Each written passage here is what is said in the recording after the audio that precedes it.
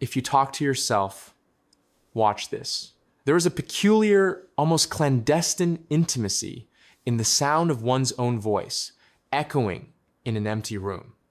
A habit that many of us possess, yet few openly admit to, largely because society has spent centuries pathologizing the act of speaking to oneself. You might catch yourself muttering while searching for your keys, debating a decision while pacing the kitchen floor, or rehearsing a difficult conversation in the shower, only to stop abruptly when you realize someone might hear you, flushed with a sudden, irrational shame.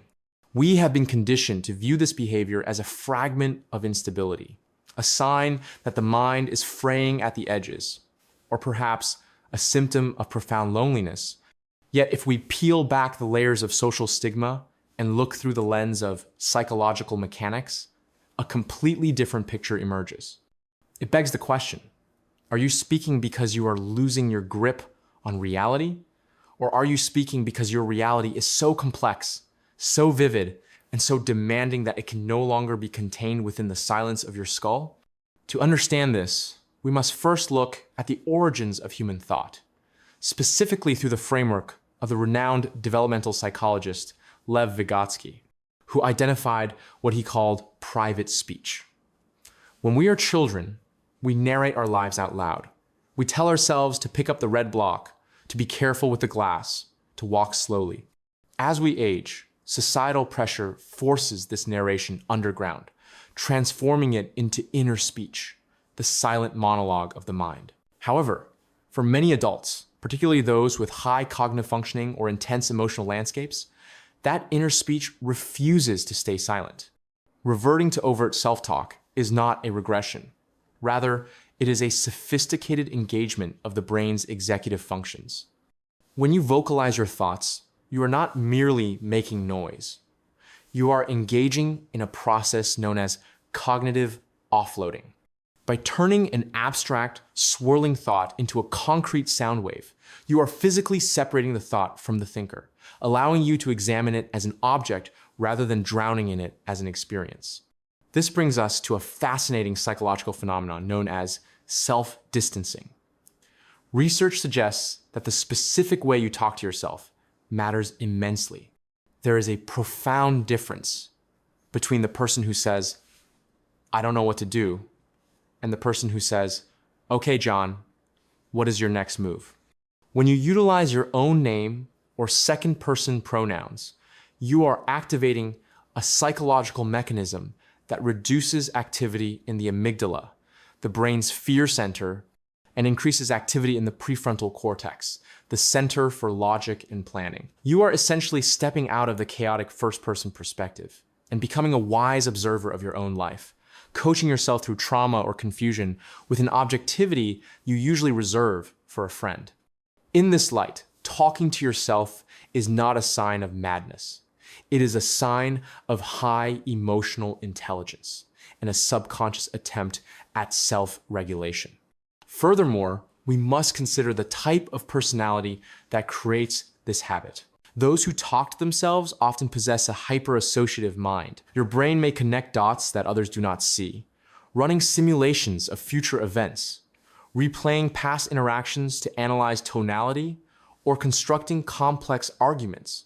The silence of the room is often too passive for the velocity of your thoughts. By speaking, you are slowing the brain down to the speed of speech.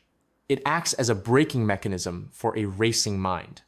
This is often seen in individuals who score high on traits of openness and intellect. The act of articulation helps to organize the chaos of creativity. You are not hallucinating a conversation partner. You are iterating on your own identity. You are testing hypotheses. You are prototyping reality before you have to live it. There's also the dimension of memory and focus to consider. In a study published in the Quarterly Journal of Experimental Psychology, researchers found that people who verbalized the name of an object they were looking for found it significantly faster than those who remained silent.